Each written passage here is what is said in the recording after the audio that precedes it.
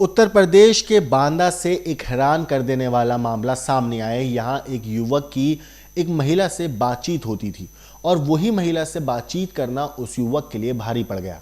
दोस्ती के बदले उसे अपहरण, मारपीट, फिरौती और लूट का शिकार होना पड़ा। पुलिस ने मामले में महिला समेत 4 आरोपियों को गिरफ्तार कर लिया है और एक आरोपी की अभी तलाश जारी है। मामला कानपुर के रहने वाले दयाराम से जुड़ा हुआ है। वो नगर निगम में सफाई सुपरवाइजर के पद पर काम करता था और किराए के एक मकान में रहता था। उसी मकान में पहले बांदा के चिल्ला थाना क्षेत्र के रहने वाले पिंटू उर्फ शिव गोविंद अपनी पत्नी मोना के साथ रहता था। इसी दौरान मोना और जो दयाराम है उन दोनों के बीच में बातचीत का एक सिलसिला शुरू हुआ, दोस्ती हुई।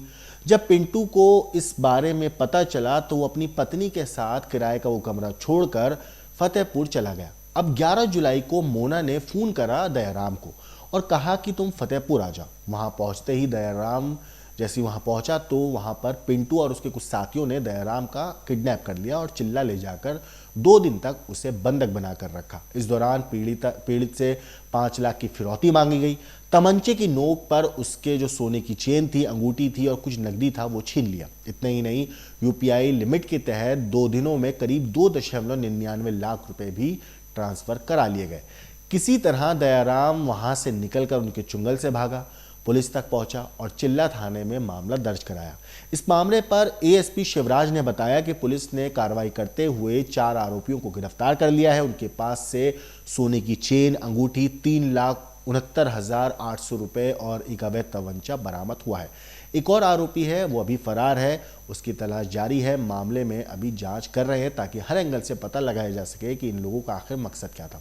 इस पूरे मामले पर पुलिस का क्या कहना है, एक बार आप पुलिस की बात सुनिए। बांदा एसएसआई चिल्ला और उनकी टीम के द्वारा 4 अभियुक्त हैं। एक पिंटू सोनी है और उसकी कथित पत्नी मोना है, उसका भाई बजरंगी है, 3 चिल्ला के रहने वाले हैं, एक चंद्रकांत है जो पहुआ फतेहपुर का रहने वाला है।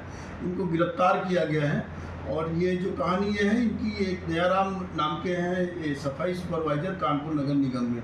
इनको झांसी से इन्होंने फतेहपुर बुलाया और दयाराम की चेन, अंगूठी और 15,000 रुपये छीन लिए और फिर दयाराम से ये पता किया उनके खाते में कितने रुपए हैं और उनको बल प्रयोग करके असलहे के बल पर उसको 1 लाख रुपए उसे यूपीआई से मोना के खाते में पैसे डलवाए गए।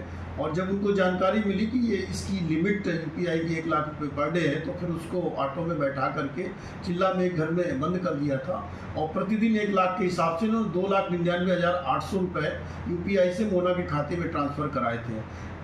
चिल्ला पुलिस को जानकारी मिली, उन्होंने उसको रेस्क्यू कराया, अभियोग पंजीकृत किया गया और आज इनको गिरफ्तार किया गया है। और इनके कब्जे से दयाराम से छीना हुआ चेन, अंगूठी और 3,69,800 रुपये बरामद किया गया है। अपराध में प्रयुक्त जो ऑटो है वो भी बरामद किया गया, असलहा जो था वो भी बरामद किया गया है।